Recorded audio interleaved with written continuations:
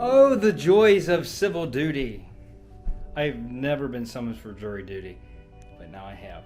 And go figure, it's the whole month of March I'm on call, and that is also the month that we booked vacation to Florida. We already paid for the resort, already paid for the plane tickets. Nice, very nice.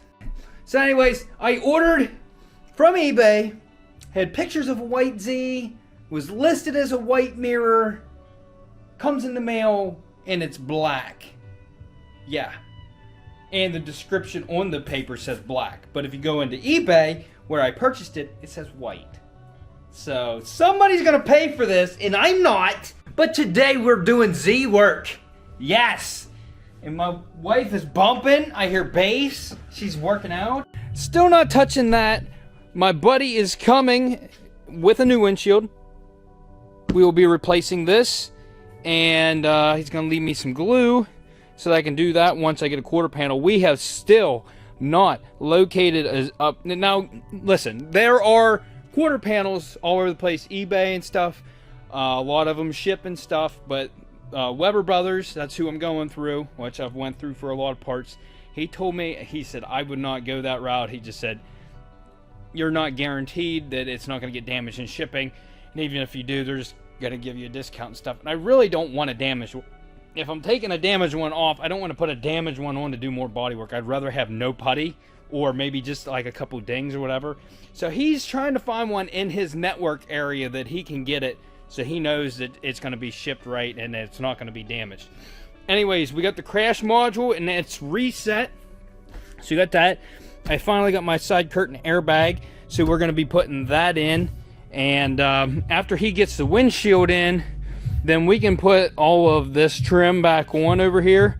And I got to do the body work on that. And we're going to use a stud puller again. You can't access the back of that. Already got this all mangled up, but I mean, we could still repair it. But if I can get a new one, I'd rather do that, because this is going to be just Swiss cheese till I'm done with it. And welding these on and pulling it, I already kind of like mangled up this angle inside of here. Honestly, I'd rather just replace it at this point. And I think I've said it in a previous episode, we're going to cut across from there into the window, and then we're going to cut across the window over to here, so we don't have to mess with this roof panel at all. All of this is covered by trim pieces, your hatch in here, and the glass. So even if we do splice in here, you will never see that. And plus, I'm going to body work it so it's not very noticeable too. But still, being that, the only place I can really access the inside of this is right where the seat belt is, and that's down here in this area. So like, I could probably get this knocked out, but this up here, I would have a lot of trouble trying to get this knocked out as well. So that's why we're putting a new one on. I got some body damage to do on this. I circled all my little marks. These chips, I think most of them will sand out whenever I sand this panel. We'll have to see when we're done. We might do a little bit of spot putty and stuff, but we're going to take care of that. And I got to remove the trims and the door panels and stuff so they're ready for paint. This side, we got a ding down here. This is actually a pretty decent one, but we're gonna get that one. And then there's one up there, and then there's barely any scratches on this one. These are real faint. They will definitely sand out whenever I sand the door. And then we'll have to prep the whole bumper, which since it has good paint on there, we're just gonna be sanding it. It'll be good to go. We'll have to mask off that area. Jerry will be able to see that whenever he goes to paint it. I have found a lip kit that I think I want to go with on this. It looks like this thing sits high enough, but it's a 3-piece, and one piece goes in here in this spot, and then there's 2 more pieces that go out on the edges, and I think it's just going to make it look really good, and it's not going to be too low to the ground. So, and if we have some spare time today, I got my new control arm, and we're going to be throwing that on. I'll compare the two whenever I take it off. Since it's on the lift, it's not going to be hard to do. I don't need to take anything off except for just unbolting that, unbolting the ball joint, taking it out, and then throwing that in.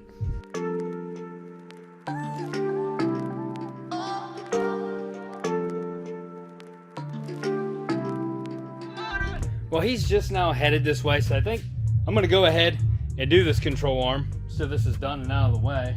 And then when it gets here, then we'll start on the windshield.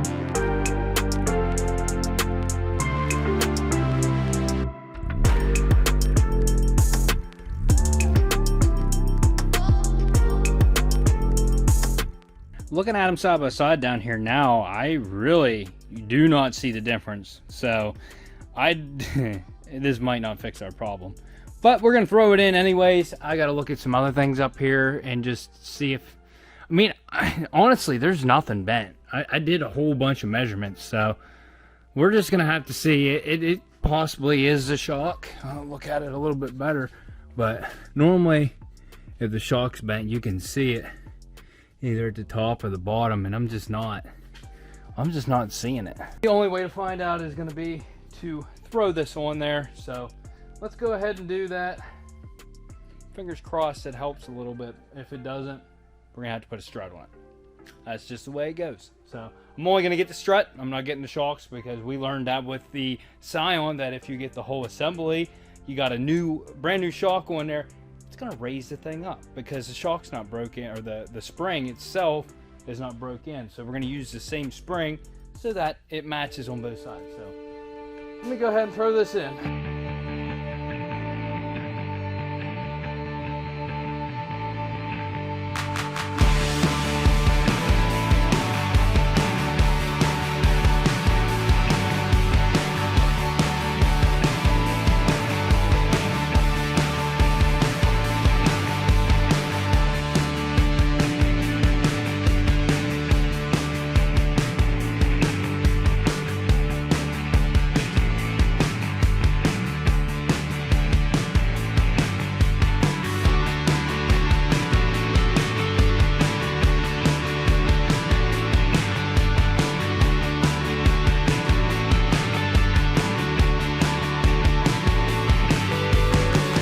I'm not sure if we got the clearance that we need, but it does look like it's sitting a little better. So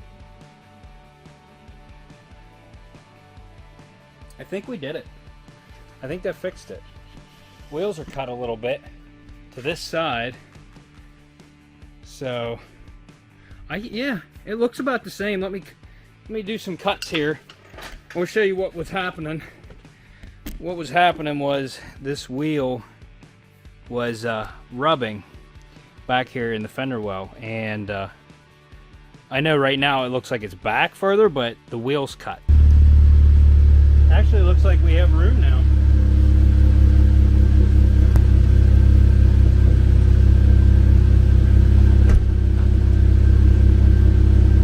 Oh yeah, we're not rubbing at all. That's great.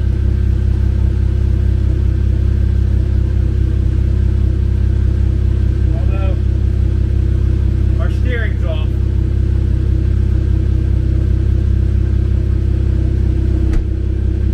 That looks like now.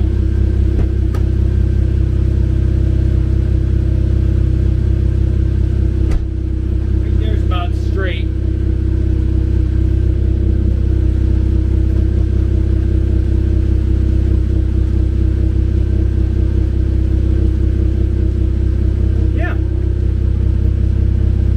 So if you look, it doesn't look like there's a lot of gap there, but that's the same as it is on this side. So if you're seeing that. So I think we got her.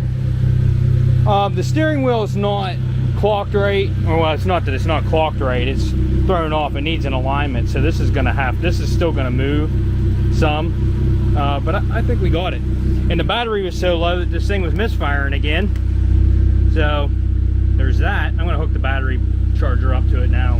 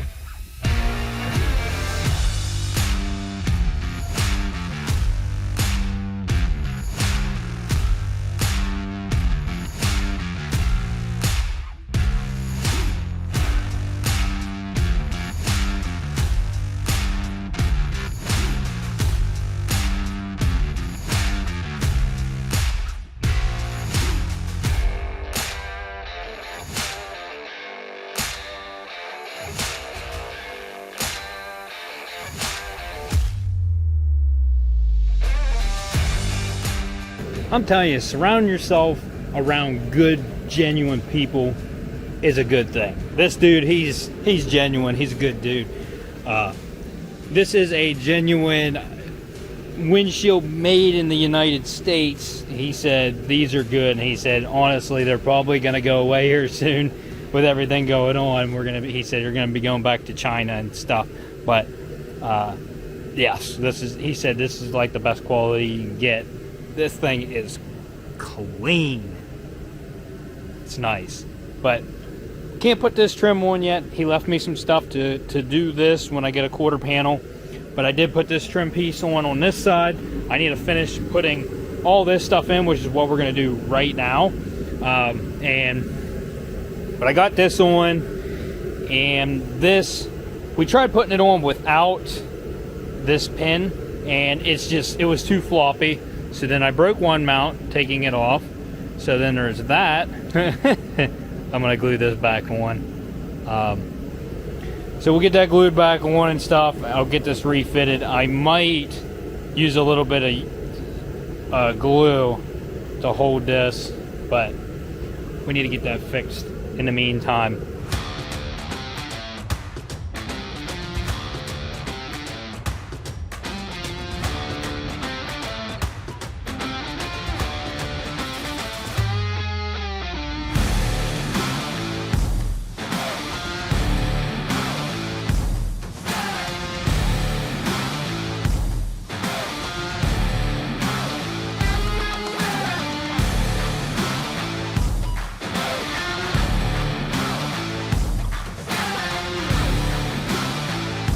We got to disconnect the battery on this. Got an airbag to put in, and then we got the airbag module to put back in, and I can put the center console back in. I'm going to stop right there. That's not going to... I should probably still have an airbag code, because the plastic trim piece that goes by that corner window has an impact sensor on it. So I don't know that if it's going to... I think it might still have a code. I don't know. We'll see after I get everything hooked back up and back in the car.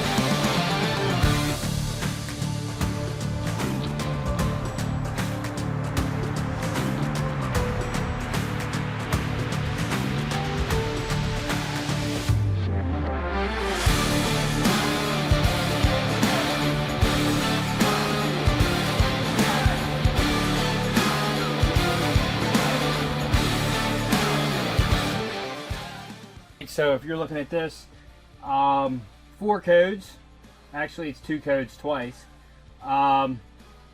Side module right hand open, which is the one up in this trim piece, and the occupant sensor, which is the one in the seat, are the only 2 codes I have. They're not hard codes, they'll be able to be erased. So we are good to go with the airbag. Once we get this all back together, I can clear these off, and we'll be good to go. The light will be out. That's sweet. Okay, so I had all the intention to start working on this quarter panel right now, but since this engine's leaving, and I can clear out a lot of this over here now, I'm actually going to move it so I can get my dolly back where it's supposed to be, and then I can put the car right here and work on the quarter panel pretty easily then. It'll probably be... Yeah, no, I'll back it in. I'll give myself room back here to work, so I'm not tripping over stuff. But yeah, I'm just so happy to have a space back. So I'm going to clear all this stuff out, get this engine out of here, and then we can start on this later in the week. Also off camera, I took my new intake out, and this is about the cheapest one you can get for this. R-Tunes Racing. Look, that doesn't even fit on there right. This is just very poor quality. Um, this is very poor quality. This is the rubber tube. I mean, it would work, but it's just not good quality. So what I did was, all I needed was that tube. So I went ahead and replaced it. As you can see, it's very shiny. Used the original clamp. This was an InGen intake, and it had a K&N filter on it. And remember, it was all smashed up. I actually took that off and straightened it out with a pair of angled pliers and straightened all of these fins out. And then K&N filters are washable. So I took it into the sink with dish detergent and water. I scrubbed this thing down. Then I used an air hose from the inside and blew most of the dirt out. And now you're supposed to oil these. You don't necessarily have to, but you're supposed to. It catches more dirt. So I will get a little bit of oil on this, but I don't have any K&N recharge kits here right now. So I cleaned the mass airflow sensor while I had it off. And yeah, so that's what we're going to do. It's going to be a K&N filter with a good everything else. And they also didn't have that rubber grommet on there right, and it was rubbing up there. I ended up getting that to fit correctly. Here's the one that came with the kit.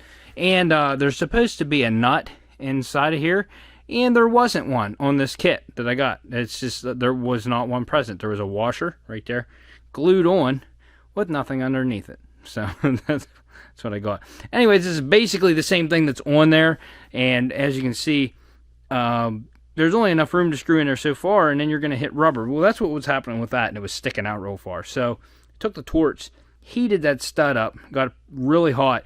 Then I screwed it on so it melted the stud in through the rubber so that I could get it back far enough, because it was sticking out really far. And what it was doing was making the tube rub on that hole that's cut through the fender right here. I mean, it was rubbing really bad. As you can see, we just have clearance now.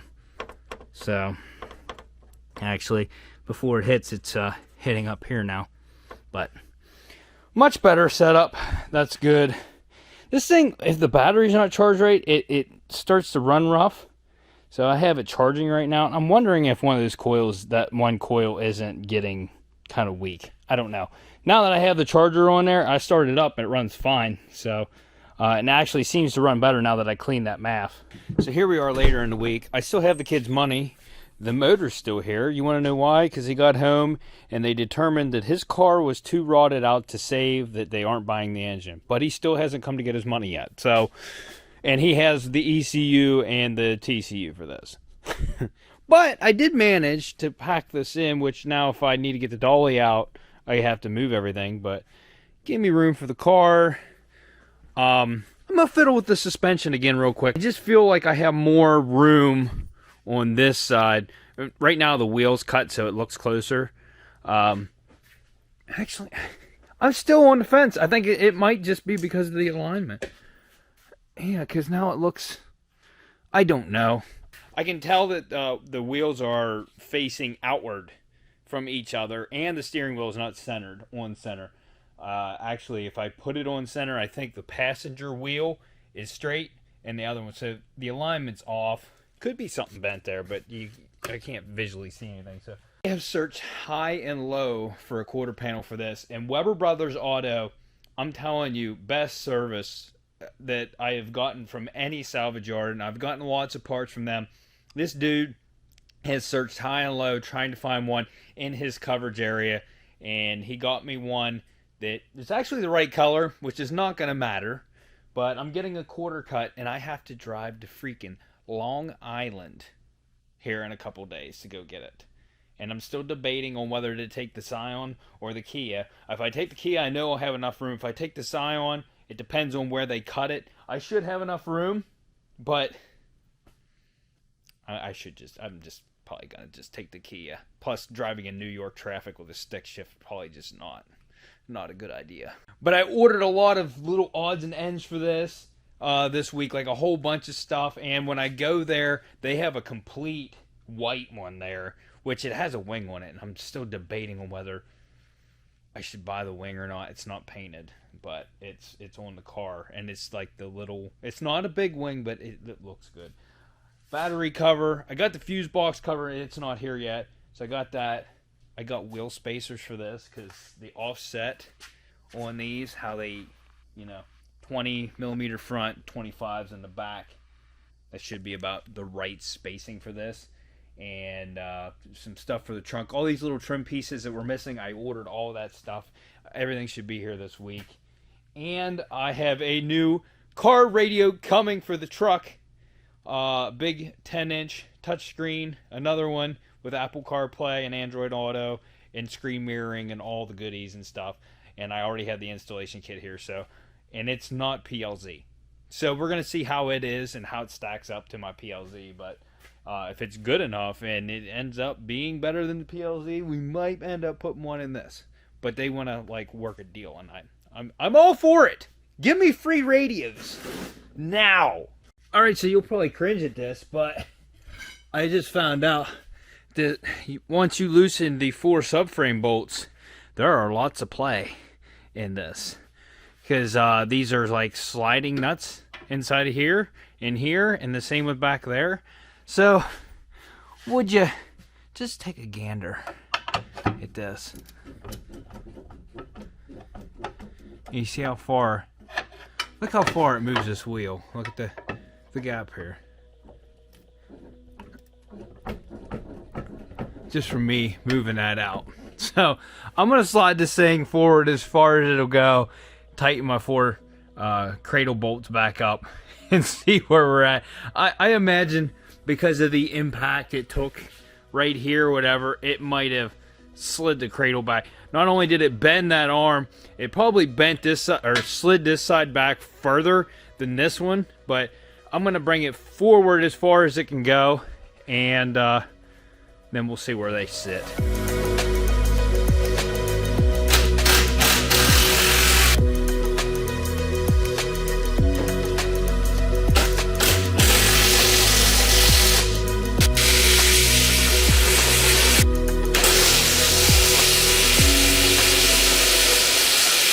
All right, so overall, it didn't make much of a difference on this side. Of course, like I said, the wheels turned on this side, but this side was actually really good. So the big difference is this side. This made a huge difference.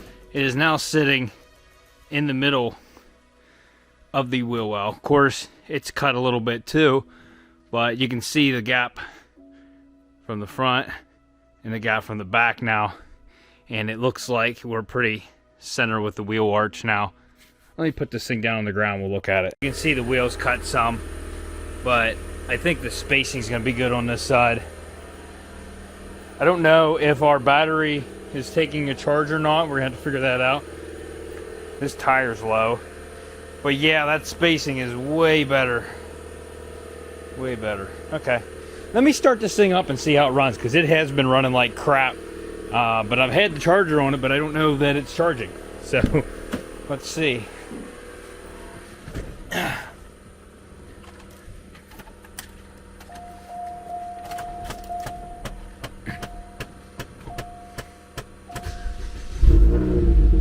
Yeah, now that I have the charger on it, it runs fine. So, alrighty.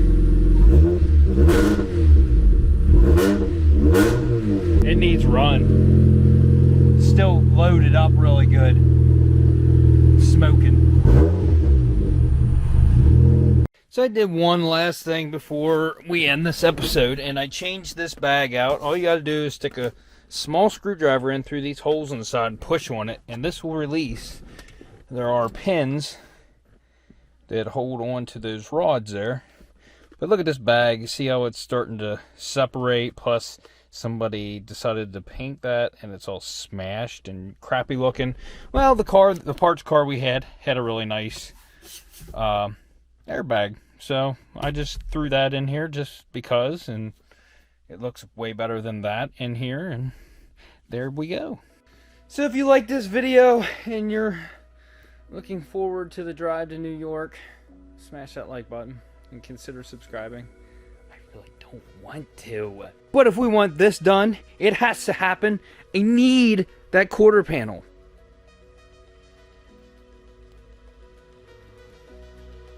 And we'll see you on the next episode. Alright.